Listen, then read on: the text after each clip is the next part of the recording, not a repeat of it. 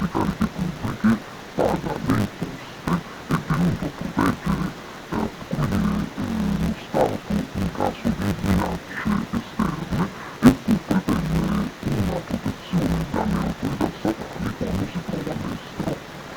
La cittadinanza dunque che cos'è? Altro non è che un concetto giuridico, vale a dire è lo status che risulta dai diritti e dai doveri del singolo cittadino nei confronti dello Stato. Diverso dal concetto di cittadinanza è quello di nazionalità.